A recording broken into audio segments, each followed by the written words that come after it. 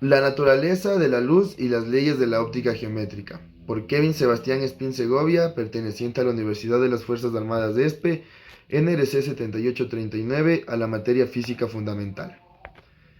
La luz tiene una naturaleza dual, se comporta como onda y a la vez como partícula. Como partícula se manifiesta en el efecto eléctrico, radiación de cuerpo negro y espectros atómicos, entre otros. Como nosotros podemos ver, tenemos el efecto fotoeléctrico, tenemos el espectro de cuerpos negros y tenemos el espectro continuo, el espectro de emisión y de absorción. La longitud de onda es la distancia a lo largo de las direcciones de la propagación entre dos puntos, con la misma fase, es decir, puntos que ocupan posiciones equivalentes a la onda, como podemos denotar en la figura. Los cuerpos transparentes son aquellos que dejan pasar casi toda la luz, que incide prácticamente, es decir, que no se alteran. Un ejemplo de cuerpo transparente es el agua pura. Cuerpos luminosos. Es un objeto que irradia luz o la recibe captando los rayos luminosos, que proyecta sobre él un cuerpo con luz propia. Los cuerpos iluminados son aquellos que reciben luz de fuentes lumínicas, por ejemplo, la silla, la mesa.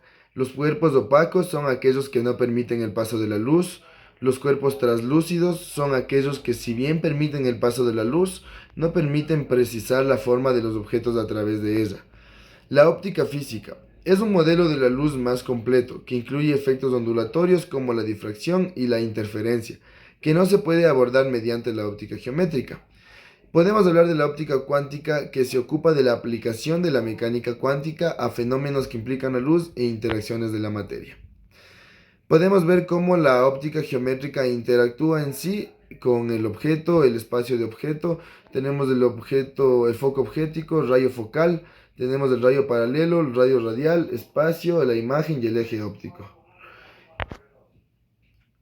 Los rayos, la aproximación de rayos en óptica para escribir las direcciones de propagación de la luz suelen ser convenientes representar en una onda de rayos. Reflexión y difracción. La reflexión y la difracción de ondas son fenómenos que ocurren cuando una onda se propaga en un determinado medio. Se encuentra con la superficie de separación en otro medio, como podemos ver en la figura. En general, podemos decir que una parte de la onda incidente, una parte de su energía se refleja y la otra se refracta. El rayo incidente, reflectado y refractado. La luz siempre se propaga más lentamente dentro de un material que en el vacío. El valor de n se conoce como el índice de refracción y constituye la razón entre la rapidez de la luz del vacío respecto a su rapidez dentro del material, como podemos denotar en la fórmula siguiente. Leyes de la refracción. El rayo incidente forma con la normal un ángulo de incidencia, que es igual a un ángulo que forma el rayo reflectado con la normal, que se llama ángulo reflectado. El rayo incidente, el rayo reflectado y la forma está mismo plano, y si el rayo incidente se acerca al segundo medio en este plano de papel, el reflectado estará en el plano y no se irá hacia adelante ni hacia atrás, como podemos ver nosotros en la siguiente imagen. Las leyes de refracción. Se dice que un rayo se refracta, cambia de dirección, cuando pasa de un medio a otro en el que viaja con distintas velocidades. En la refracción se cumplen las siguientes leyes. El rayo incidente, el rayo reflectado y las normas en el mismo plano. Se cumple la ley de Snell. Superponer un rayo que viaja en un medio transparente a otro medio transparente. La razón de los senos de los ángulos incidentes y reflectado de los ángulos medidos de la superficie es igual a la relación inversa de los índices de refracción. Índice de refracción. La velocidad de la luz en cualquier material es menor que la velocidad de la luz en el vacío con respecto al índice de refracción. N es el número adimensional usualmente mayor que la unidad. Es igual a la unidad para el vacío, como podemos denotar en las fórmulas siguientes. A medida que la luz viaja de un medio a otro, su frecuencia no cambia, pero su longitud de onda sí. Los rayos luminosos, posición aparente de un objeto. Los rayos luminosos provienen debajo de una superficie y cambian de dirección en la interfaz del aire, en el agua, de modo que los rayos parecen provenir de una posición situada arriba de su punto original real. Principio de Huygens. Cuando el extremo de frente de ondas llega a la separación de los dos medios, la partícula del medio 2 sobre el que inicie se pone a emitir radiantemente, pero propagándose con distintas velocidades en cada medio. se define que el frente de onda como superficie envolvente a donde llega la onda en un momento dado. Reflexión interna total. Es el fenómeno que se produce cuando un rayo de luz atraviesa un medio de índice de relación n2 menor que el índice de refracción n1, en el que se encuentra, se refracta de tal modo que no es capaz de atravesar la superficie entre ambos medios, reflejándose completamente. Flujo luminoso. El flujo luminoso es la medida de potencia luminosa percibida. Difiere de flujo radiante. La medida de la potencia total emitida, que está ajustada para reflectar la sensibilidad del ojo humano a diferentes longitudes de onda. Su unidad de medida en el sistema internacional es el lumen. La intensidad luminosa es el flujo luminoso emitido por la unidad del ángulo sólido en una dirección determinada. Su símbolo es I y su unidad es la candela. Podemos referirnos en la imagen que tenemos a continuación. Iluminancia E es la cantidad de flujo luminoso que incide sobre una superficie por una unidad de área. La unidad de medida es el lux.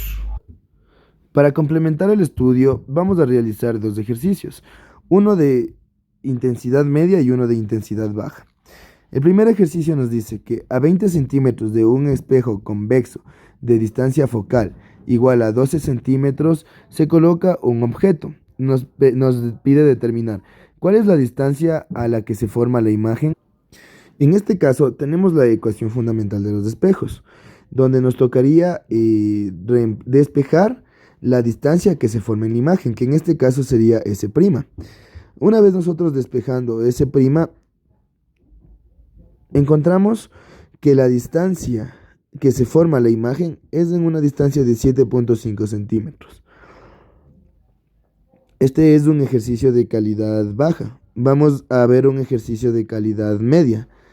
En este otro ejercicio nos dicen que delante de un espejo esférico cóncavo de 32 centímetros de radio se sitúa un objeto de 3 centímetros de altura que reposa sobre el eje óptico a una distancia de 40 centímetros su vértice.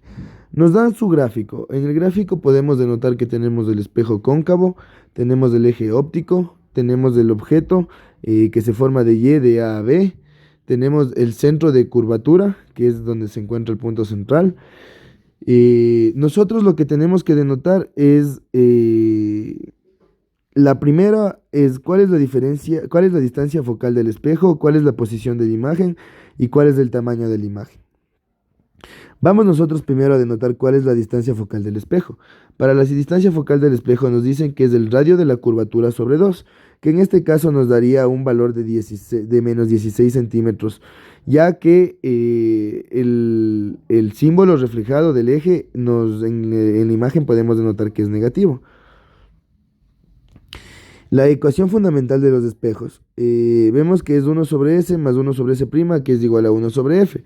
Que aquí nosotros podemos denotar que S es el objeto, S' es de la imagen y F es la distancia focal.